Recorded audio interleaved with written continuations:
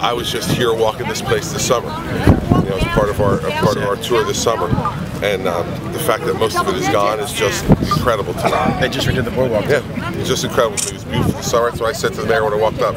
I'd like to come in here much better in the summertime before this. So, but the fact is that we know what we've lost. Now we know what we have to rebuild.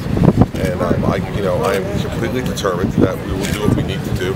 I was on the phone with the president again right before I left, and you know, he's determined. He knows that New Jersey is taking the biggest hit of any of the states here, and he's determined to work with us to make sure that we rebuild the things we need to rebuild. And I'm grateful for his partnership. The fact is, there's 2.6 million customers out of power across New Jersey, and understand that that's customer accounts. So we're usually talking 2.5 to 3 people per customer account. So the overwhelming majority of the state is out of power.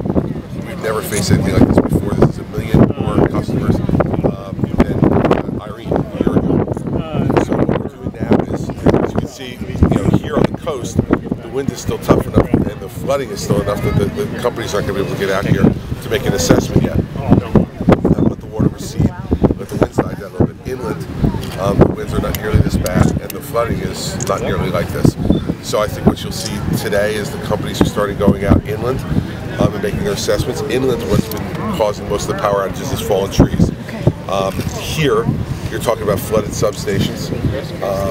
They had to power down most of the substations in this area because of the flooding. That's what we figured. And so now you've got to get the flooding out. You've got to dry off the equipment, see what works and what doesn't, and then, you know, because of the incredible winds here, you have wires down here, transformers blown.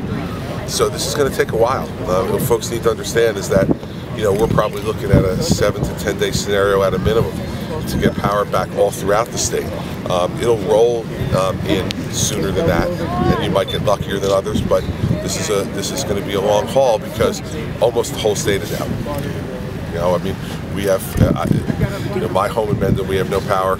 Drumthwacket has no power. You know, so that's two different ends of the state.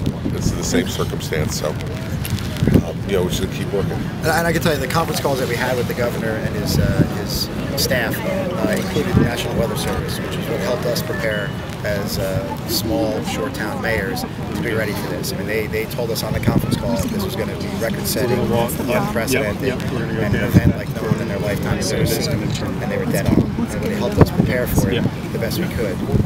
So we appreciate the communication from the governor's office down to us on the mayor. No, it's very important. And help to get people out and get them out of harm's way, and that's what we wanted to do.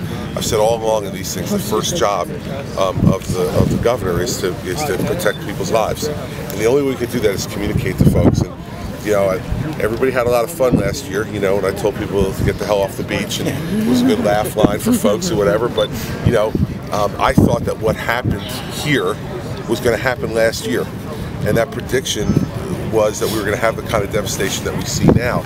And you know, some people chose, because it didn't work out that way last year, not to leave this year. You know, we don't make these predictions. You know, I'm not sitting there with a Ouija board. Okay, I mean, you know, Matt said, I heard the same things he heard. They said this was unprecedented. This was a storm that no one at the National Weather Service had ever seen anything like it in their careers collectively. Well, when the people who are supposed to be experts tell you that, it means you get the hell out of the place where the storm's going to be, and you try to stay safe. And so that's what we're trying to do. And now, you know, the weather's going to clear the next day or so, and the waters will recede, and then we've got to come down here. We've got to make the damage assessment. We have the federal government as full partners, and we will work with the mayor as we have since I've been in office. In really good times, we've been working together to try to help the economy here in Belmar and get more people back to work. Well, now we've got a big task ahead of us that we have to do together, and this is the kind of thing that New Jerseyans are built for. You know, we're plenty tough, and now we've got a reason to be a little more angry after this. So, just what we need in New Jersey.